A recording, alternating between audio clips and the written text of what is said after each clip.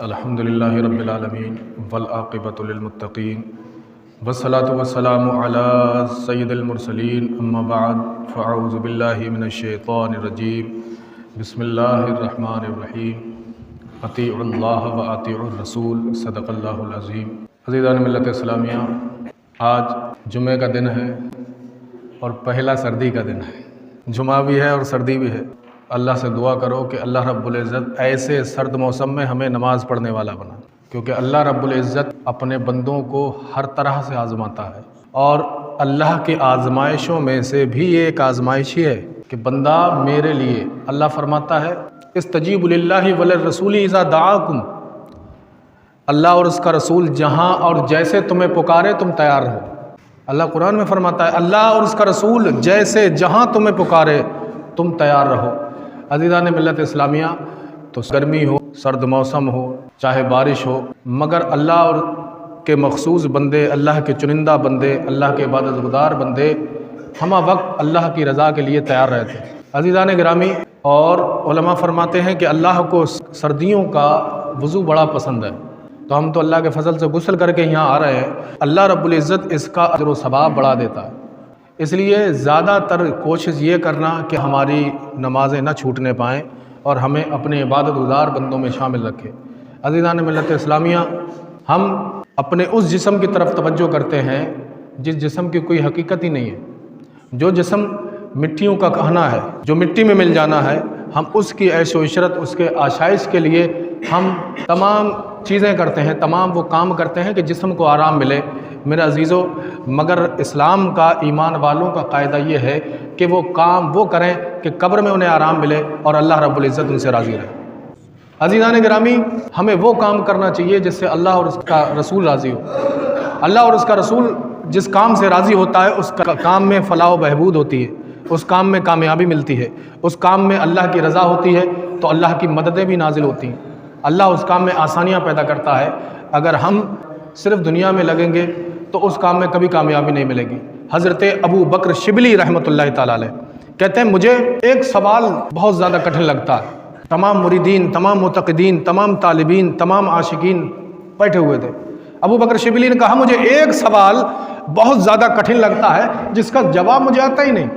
लोगों ने पूछा, हुजूर ऐसा कौन सा सवाल है जो आप तक को कठिन लगता है? तो कहते हैं, ये वो सवाल है जिससे मैं डरता हूँ। तो मुरीदों ने कहा, हुजूर कौन सा सवाल है? कहते हैं कि अगर कोई मुझसे पूछे तो हुजूर से मोहब्बत करता है तो मैं क्या जवाब दूँ? कहते हैं, अगर ना करूँगा तो काफिर हो जाऊँगा, और हाँ कर दी तो मैं अपने अंदर झांकता हूँ, ऐसा कौन सा है काम जो हुजूर के और मेरे जैसा मिलता हो? ऐसा कौन सा काम है जो मुझ में और हुजूर में मिल रहा है? तो मैं कैसे कह दूं मैं हुजूर से मोहब्बत करता हूं? कैसे कहूं कि हुजूर से मोहब्बत है? क्या हमने तरीक़े-कार मुस्तफ़ा अपनी ज़िंदगी में लाए? क्या हमने तरीक़े-कार मुस्तफ़ा को अपनी ज़िंदगी का अलमिया बनाया, मकसद बनाया? नहीं। तो हज़रत अबू बकर शिबली कहते हैं, मेरी समझ में नहीं आता मैं कहूँ क्या कि मैं हुजूर से मोहब्बत करता हूँ। तो फिर क्या चीज़ है मेरे अंदर ऐसी जो हुजूर सल्लल्लाहु अलैहि वसल्लम से मोहब्बत का दावा करती हो? मेरे अजीज़ों, मोहब्बत हुजूर से पूछो, उन्होंने कितनी की थी तुमसे। हमसे अगर कोई पूछे तो इस बात में झूठ हो सकता है कि हम नबी से मोहब्बत करते हैं, क्योंकि हमने नबी के कोई भी सुन्नत, कोई भी अमल को अपनी ज़िंदगी में लाए नहीं। उनका पहनना हमारे अंदर नहीं, उनका ओढ़ना हमारे अंदर नहीं, वो कैसे चलते उस तरीके से हम नहीं चलते, वो कैसे रहते उस तरीके से हम नहीं रहते, उनके अखलाक हसना क्या थे, उनके आदाब हसना क्या थे, हमें पता ही नहीं। तो हम तरीक़े-कार मुस्तफ़ा पर अमल करेंगे तभी तो हम नबी के आशिक बनेंगे। और जब तरीक़े-कार मुस्तफ़ा पर अमल ही नहीं करते, फिर हम यूं ही नारे लगाने से नबी के आशिक थोड़ी ना बन जाएंगे। उनकी ज़िंदगी पर अमल करो।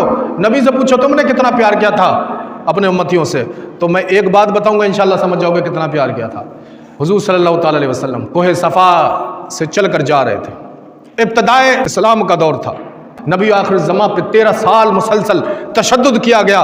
नबी आखिर ज़मा सल्लल्लाहु अलैहि वसल्लम बड़ा परेशानी में रहा करते थे। नबी आखिर ज़मा कहते हैं, जितने उन दिनों में मोहम्मद ने गम झेले, तकलीफ़ें झेली ना, इतनी तो सारे अंबियाओं ने मिल के नहीं झेली।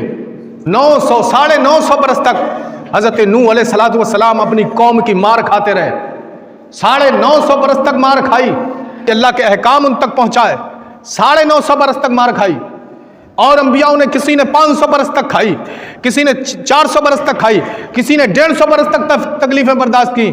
मगर मेरे हुजूर कहते हैं शाबी अबी तालिब के 3 साल जो मुझ पर गुजरे, सारे अंबियाओं के गम इतने नहीं जितने मोहम्मद ने अकेले ने बर्दाश्त की।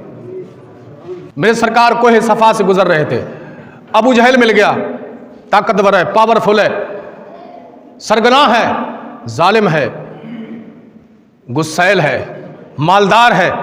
नबी आखिर ज़मां को अकेला देखा ना मेरे हुजूर सल्लल्लाहु अलैहि वसल्लम बैठे हुए। अबू जहल ने कहा, ओ मोहम्मद सल्लल्लाहु अलैहि वसल्लम, क्या तुम दीन की तबलीग छोड़ते हो कि नहीं? ये जो दीन तुम लेके आए हो, इसका नाम, इसका जिक्र खत्म करोगे कि नहीं? मेरे हुजूर खामोश रहे, कुछ ना बोले। कई बार पूछा, बताओ मोहम्मद, ये बात यहीं पे खत्म करोगे कि नहीं? मेरे हुजूर खामोश रहे। और कुछ सवाल ऐसे होते हैं जिसका जवाब ना देना ज्यादा फायदेमंद होता है, जिसका जवाब ना देना जवाब देने से भी ज्यादा बेहतर होता है। हुजूर खामोश रहे, उसके हाथ में डंडा था। कसम खुदा की, मैं ये बात जब तसव्वुर में लाता हूँ, जिसके तलवों का धोवन हो आबे हया है वो जाने मसीहा हमारा नबी, सबसे आला व बाला हमारा नबी, दोनों आलम का दूल्हा हमारा नबी। जिस नबी के तलवों का आबे हयात धोवन हो वो नबी उम्मतियों से मार खाए। अबू जहल के हाथों में डंडा, हुजूर के सरे अनवर पे मारा, खून का फुब्बारा निकल के उसकी धार अलग गई। मेरे हुजूर सल्लल्लाहु अलैहि वसल्लम ने यूँ अपना आबा लिया और यूँ करके बैठ गए। यार कौन नबी, किसके डंडा मारा जाहिल ने? वो जिससे अल्लाह कहे, मैं चाहता हूं मैं अपने नबी का दीदार करूं, मैं चाहता हूं मेरा नबी आए मेराज को और मैं बताऊं, दुनिया के अंबिया को बताऊं, औलिया को बताऊं, सहाबा को बताऊं, इनके मानने वाले को बताऊं, अगलों को बताऊं, पिछलों को बताऊं कि तुम जिस रब को देखने के ताउमर मुश्ताक रहे, अल्लाह किसका मुश्ताक है? आओ बताऊं, अल्लाह मोहम्मद का मुश्ताक है। आओ, कौन शहर मक्का में सुबह सुबह आया है, जिसके नूर से आलम सारा जगमगाया है। और थी निदा शबे असरा, उदलु मिन्नी ए महबूब, बेधड़क चले आओ, हमने ही बुलाया है। मेरे अजीजों, वो अपने कौम से, अपने गुलामों से मार खाता हो, डंडा मारा, हुजूर खामोश रहे। वो मार के चला गया ना। एक लड़की वो देख रही थी सारा मंजर, जब वो देख रही थी वो उससे भी गुस्सा आया। उस लड़की ने जब बस्ती की तरफ रुख किया ना, तो शिकार करके वापस लौट रहे थे हुजूर के चचा हजरत हमजा रज़ियल्लाहु ताला। हजरत हमजा वापस लौटे ना, वो लड़की के दिल में गुस्सा था। हजरत हमजा से कहने लगी, तुम मोहम्मद के चचा हो? क्या मोहम्मद को लोग इसलिए मार मार के जा रहे हैं कि मोहम्मद के बाप नहीं है, मोहम्मद अकेला है, मोहम्मद के भाई नहीं है, इसलिए जो चाहता है मार के चला जाता है? जब इतना सुना ना, हजरत हमजा ईमान नहीं लाए अभी, हजरत हमजा ईमान नहीं लाए। मोहम्मद सल्लल्लाहु अलैहि वसल्लम के बारे में पता चला, अबू जहल ने मारा है। ताकतवर आदमी थे, गुस्सैल ये भी थे, जाहो जलाल वाले हजरत हमजा भी थे। अल्लाह अकबर। हजरत हमजा ने सीधा रुख किया अबू जहल के घर की तरफ और गए।